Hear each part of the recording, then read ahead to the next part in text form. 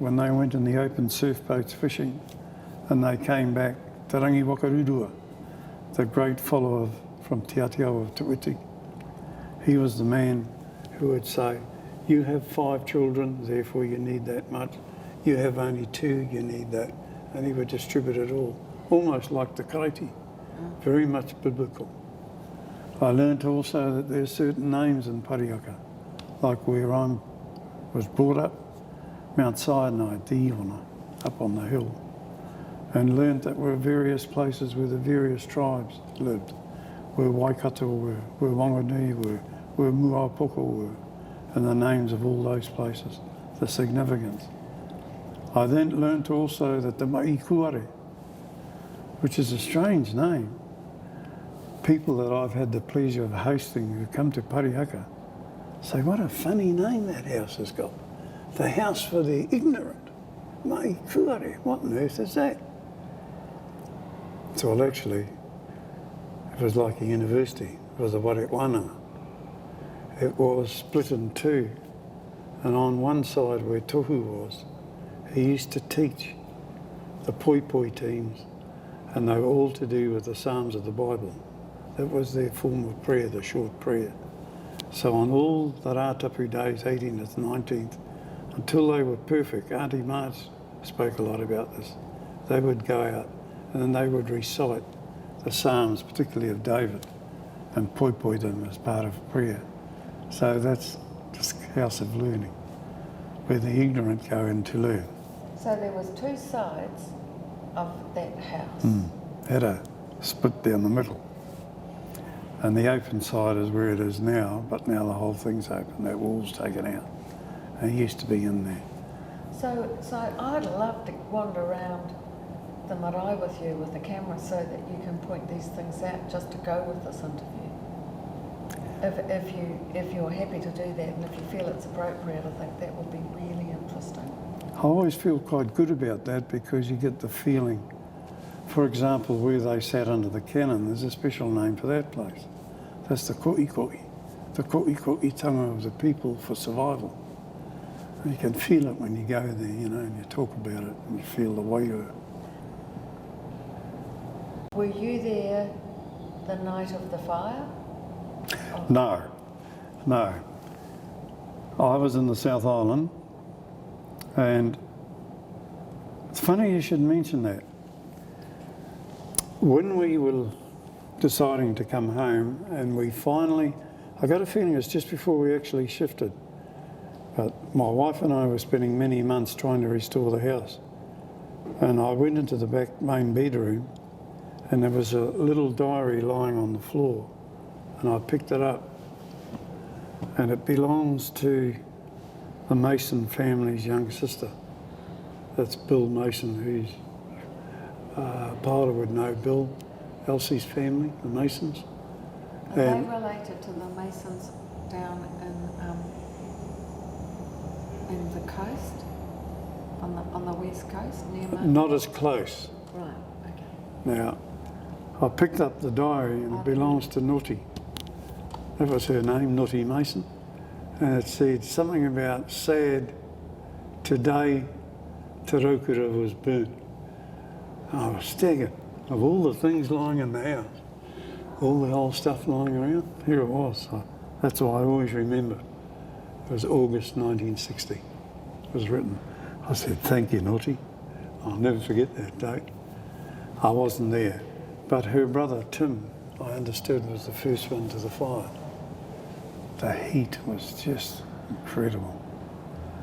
And I have a feeling that the kawi who was burnt in there, sadly, tragically, poor guy, that he was only one turn away from getting out, because as you come through from where he was, in the bedroom way back, on the way towards the back of the house, and you came down the passage, and you came through the huge kitchen, and straight ahead is the storeroom, and just left was the door to go out, and he's done a right turn and got caught. I'm certain he was disorientated with all the smoke, but boy, he was close to being out. That room was right by the door on the other side. I remember the building very well. It must have been like a fireball. Oh, he was terrible. They told me the heat was unbearable. And of course, just went up like cinderwood. Magnificent building. Tell us a bit more about it.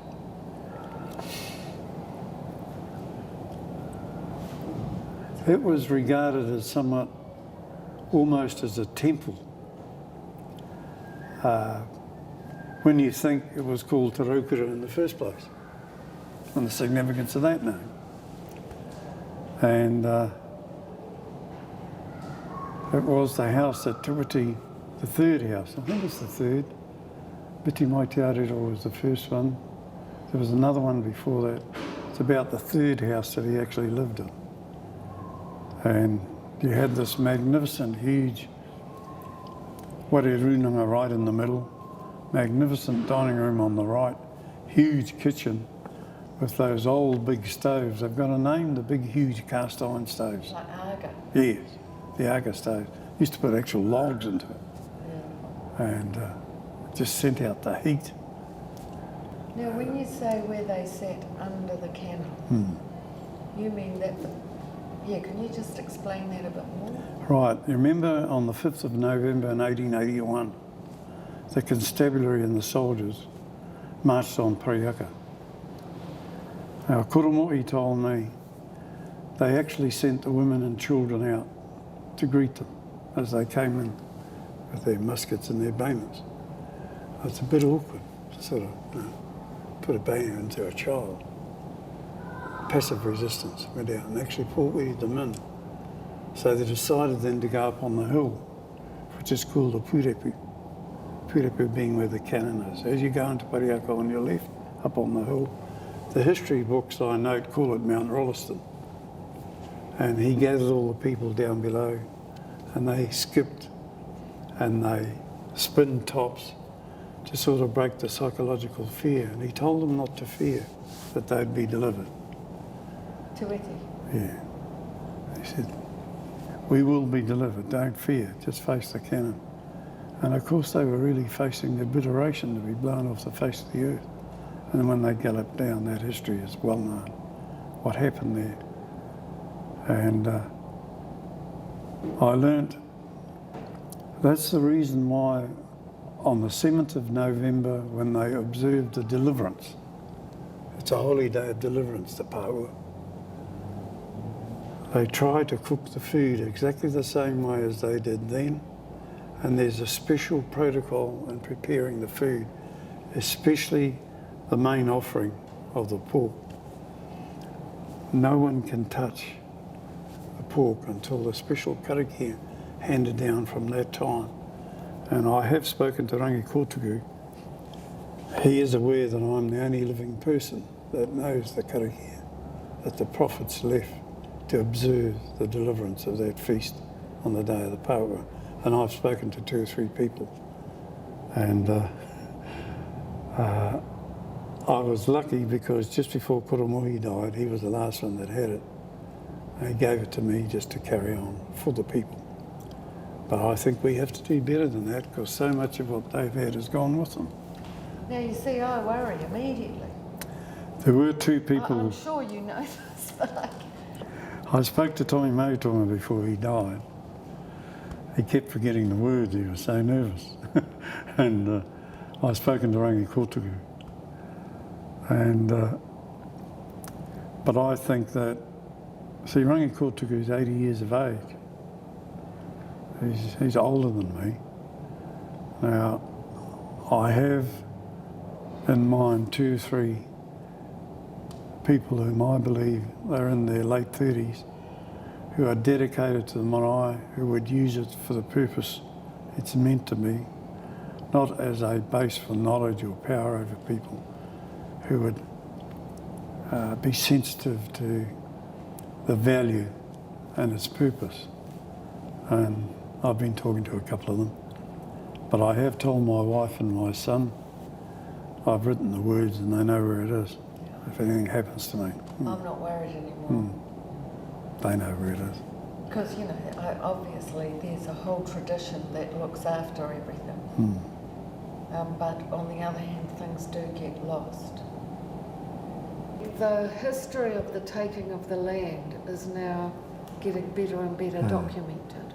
So I sort of feel, well, you know, that's a sorry history that is now written down. But it still seems to me that there's the women's version that for me, I'm an outsider to Parihaka, I'm a manuhiri over time. I wonder what you can offer me in terms of story around what happened then. It's funny, you've hit probably my red button in terms of the current discussion on the claim. Now, I have for years believed that whilst the emphasis has been on the confiscation of land, I don't believe that there's been enough study or recognition of the whole smashing of their social structure, the psychological effect, the social effects, which I think in many ways, at the fear of committing harikari, in fact, I believe is more serious than the land question. Everyone I talk to, they talk about, look at the land, we want the land back, we want this back on that. And I actually discussed this with Sir Ngātata Love about a year ago. I said, Ngātata, I really want some advice from you. What sort of study's been done of the real social effect that whole social order of Parihaka was smashed to those people in terms of the women that suffered and in terms of their families being ripped apart, taken away, put into caves. And he said to me, funny enough, my daughter has been doing a thesis, you should talk to her. And I haven't done that yet. Apparently she's done a thesis on this very question. So I'm involved with 3 groups who are dealing with various claims. Did any of the old people talk to you about that kind of thing? The women, they just wouldn't talk about it. In fact, at some stage I began to wonder whether it actually happened because they just wouldn't talk about it. I mean, I look at a situation, and I'm probably being really simplistic here, but I'm looking at it from a woman's point of view. And I'm thinking, there are women there who've been raped. Mm. There are children born. I don't know what you know of how everybody coped with that, but I'd love to have a feeling of how that was dealt with by the community, because it can't have been easy. When you ask me what effect did it have on me when I learnt about the story of Parihaka, as a young man, it's never had the same effect as now. As I got older and really maybe become more focused in a cultural and historic sense, then I saw the outrage. I sort of saw the feelings of pain, really. Rather than bitterness for revenge, I feel more the pain, what happened to them.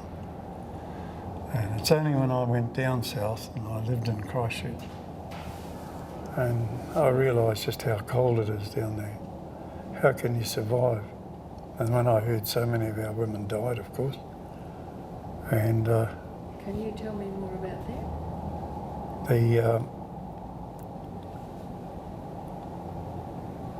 I spoke to my kura and kui about this, and in fact, I found they weren't all that forthcoming to dwell on the story. If anything, they almost hid it. And this is something I struggled with. Why don't they speak up and tell me just what an outrage this is? But you see, it's that tiviti thing coming through. Not to feel bitter, glory to God in the highest, peace on earth, goodwill. Totally envelopes their whole ethos. As soon as you start talking bitter, they say, take one, take one. Now, the worst example I saw of someone who really, really felt that real bad and carried it as a crux, in fact, was my brother. He was a real activist, Eddie. That really, really got at him. He never forgave what they did to our people. He was angry, he was bitter. In fact, it consumed him. Every year on the 7th of November, I'd hear all this talk about the history, about the sacking of Parihaka. And they'd tell me about it.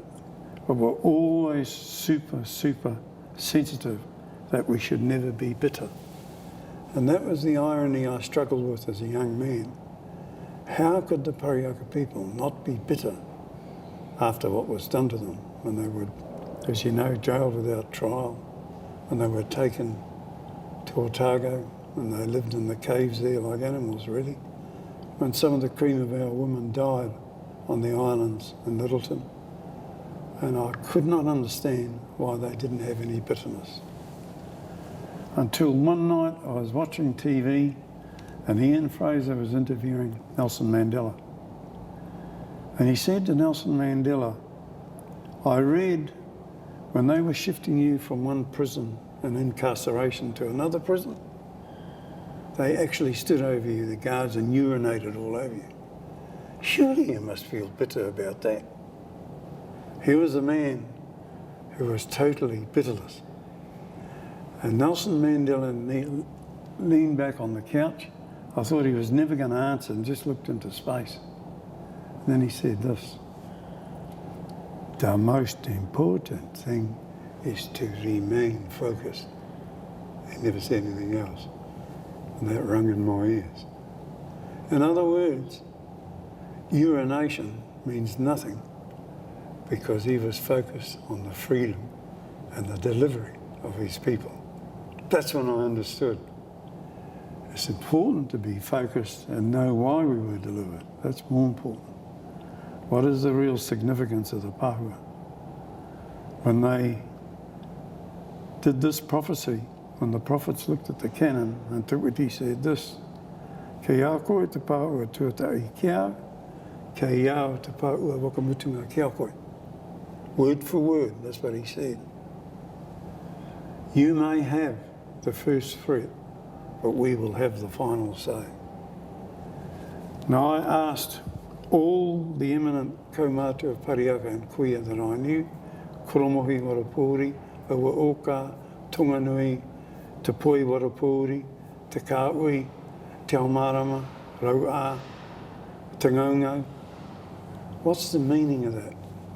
How come they would have the first threat when we've got no arms? How come we would have the final say? None of them actually gave me an answer. Koromohi, who was really my tutor, Warapōuri, said, Mā te wā, ka kite, ka moi o koe. One day, you will understand and realise what it means. So I don't have any source to say what it means. I have a personal view, but I can't say that I have any credible source to say what it is. So you wouldn't want to tell us now, your personal view? My personal view, when I look at the whole tradition of Tuwiti, his life, and I know that he was a daily reader of the Bible, I believe the delivery wouldn't be in this world. I think it's in the next world. When we'll all face judgment, then we'll know that's purely a personal view.